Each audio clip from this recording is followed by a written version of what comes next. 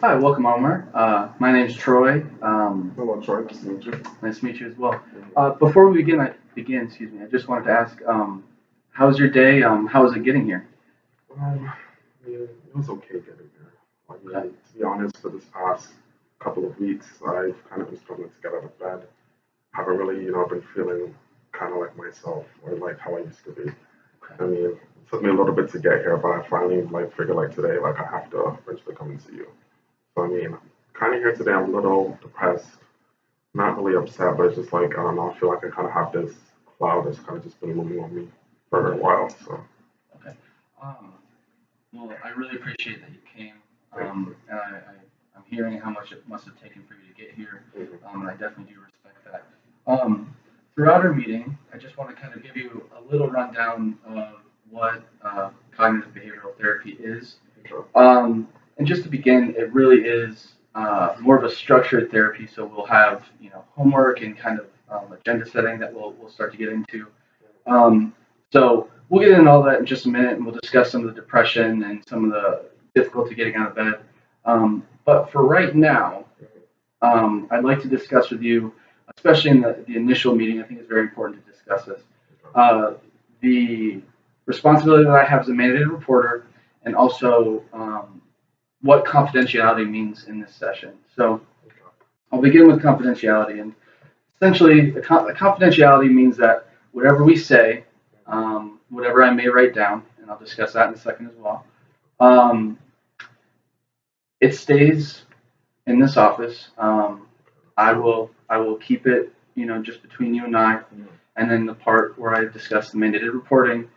The only times that I would have to report anything that you speak to me of is if you reported being a threat to yourself or to anyone else. So I'd like to take this time and discuss that. Do you have any thoughts of potentially harming yourself or anyone else right now? No, Okay. Okay, good. Okay. And so, with that being said, how do you feel so far with what I've just told you about confidentiality and mandated reporting? I mean, I feel pretty comfortable with that. Like, I understand, like, you do have the duty to, warn anybody in case, like, I do want to hurt someone or want to hurt myself. So, Right. And we really just want to make sure that you're safe. We also want to make sure that people around you are safe as well. Um, so I wanted to continue and say too that due to cognitive behavioral therapy being structured, there will be times where I'll be taking notes throughout our sessions. There will also be times where I might ask you to write some things down. So if you see me writing, I just want to ask first and foremost, would that be okay with you? that's definitely fine. Okay. I don't mind Okay, that. That's great. cool. Okay, I perfect. appreciate you asking me Absolutely. Um, so typically our sessions will begin with what we call a mood check. And a mood check is um, from week to week. I know that this is day one, but I kind of want to get in the habit of how we perform a typical session. that. Makes sense. And so we'll start, with this week. And I know that we haven't really done much, so I'm not expecting that you'll know it, you know, you'll probably know it a little bit better by next week and the week after. But um, how are you feeling on a scale of, 1 to 10, 10 being, maybe the happiest?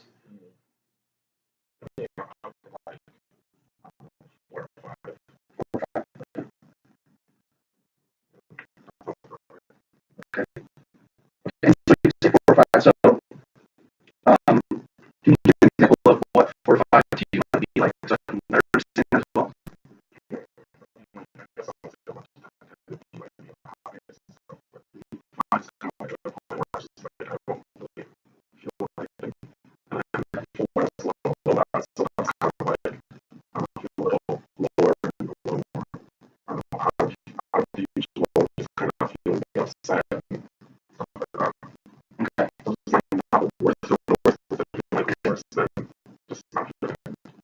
So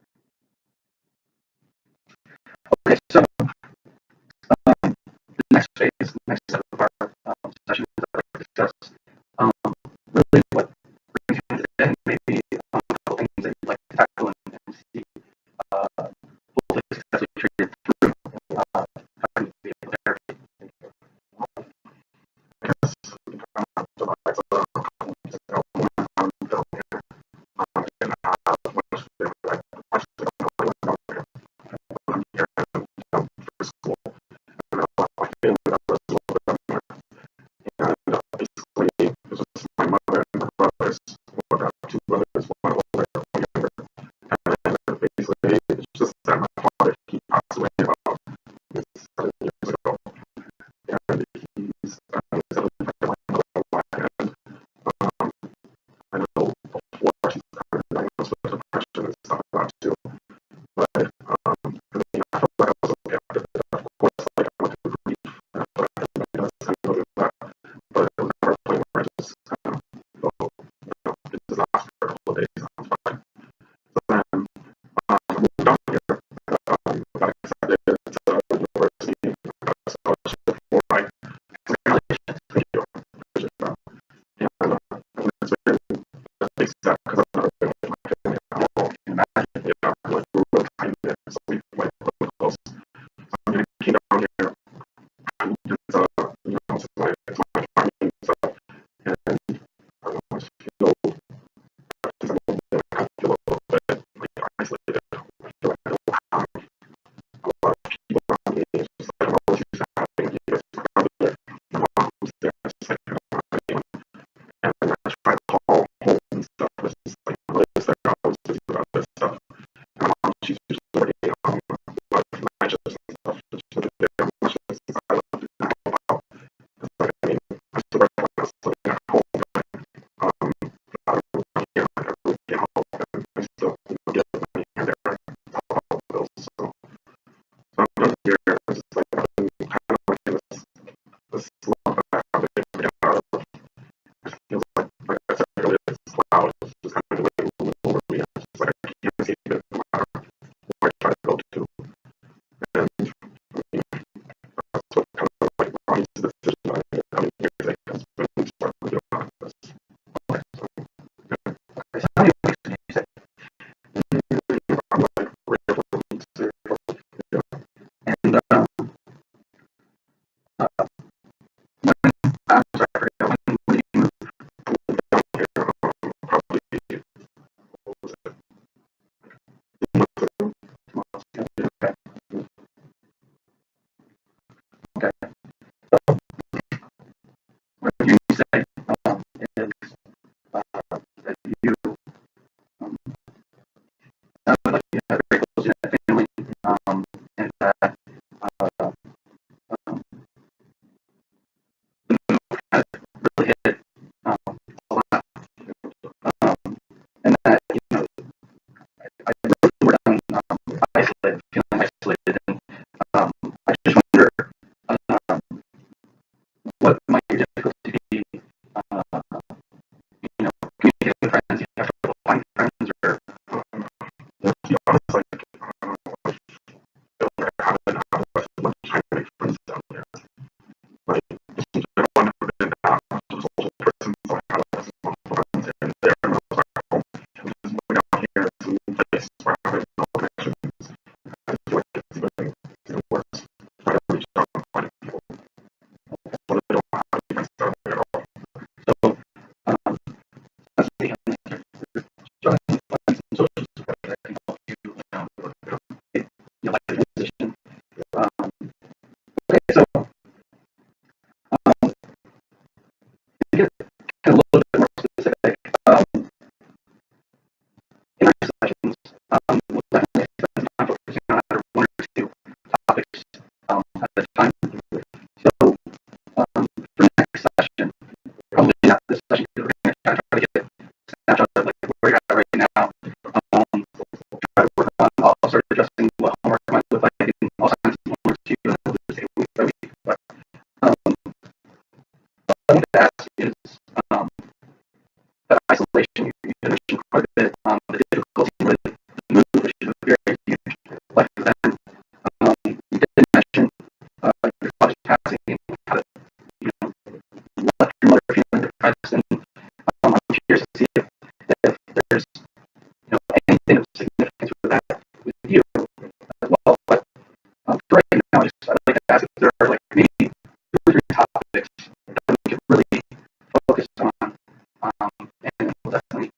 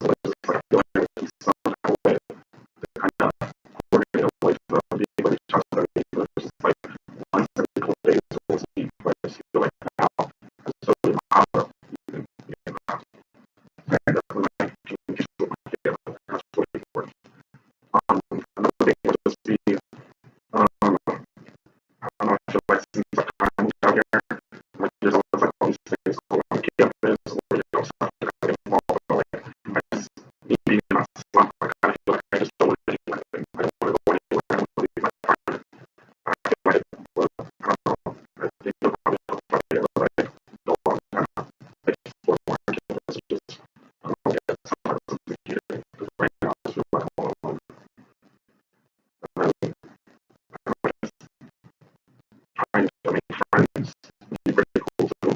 I mean, like I said, I don't really have much support when you got a place down here, and I was trying to reach out and get more connections with the people here. My family, some of my classes, or stuff like that. Like that would definitely be cool. Okay, right. I mean, I think everything you just discussed, those goals that you're setting, they really mirror everything that you were just talking about, kind of the research that you gave me. So I definitely agree. I think that those would be some great problems to really work on solving. And it's kind of what you have to get.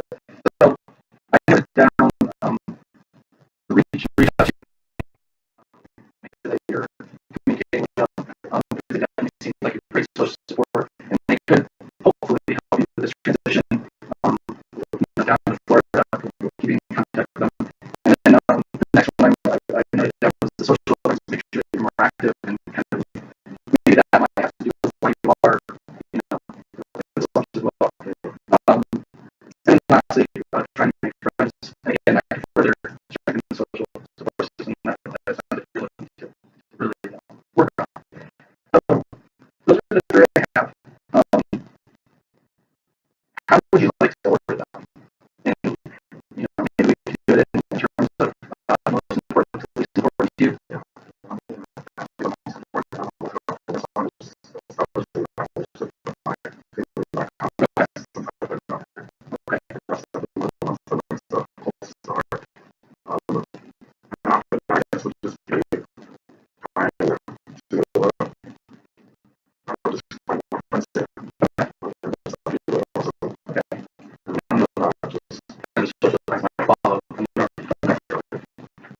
Great. So for our next session, we'll really take a look at, we'll focus on how we can make people work on reaching your family. And so, with that being said, I do want to bring up a little bit of what the cognitive model is. And it is kind of the core belief system that cognitive behavioral therapy kind of works around. And really, in essence, it has to do with situation. So like having trouble reaching your family, or not being able to, or not having time for you, or what you think they might have time for you. That situation can cause what's called an automatic thought. So an automatic thought, and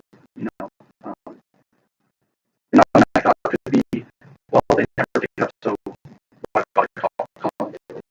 And so, right, absolutely, yes. So, but those thoughts actually are really what we try to tackle in our sessions. And then lastly, it's what creates behavior. So, if you think about it, it's kind of like almost like a triangular kind of model. I'll give you some paperwork to leave, some brochures and stuff that we're discussing what we'll be working on, and kind of what that cognitive model looks like. But in essence, if I can use the reaching out to your family, and you already mentioned this, the difficulty with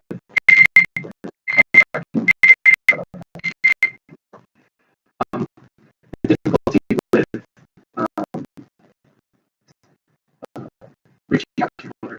You can already describe that she's working long hours and stuff like that. So it sounds to me as if almost your reaction is kind of just discussed, like, why bother calling? She should probably at work. The situation would be, you may or may not be at work. Your thought is, why bother calling her? And then your behavior is that you don't call her. So those are things that we'll focus on. That's just one example. So I'm going to leave with some brochures and some things that really discuss what CBT is all about and take our work for you. And as we progress, what gives you some homework, and we'll go over what's called an automatic thought record. I'll provide a little bit more education on what automatic thoughts are, and time as we really focus on some of these main goals. And then we'll just try to focus from there and see if things improve, and I will try to adapt to them, and work from there. So, how do you feel about me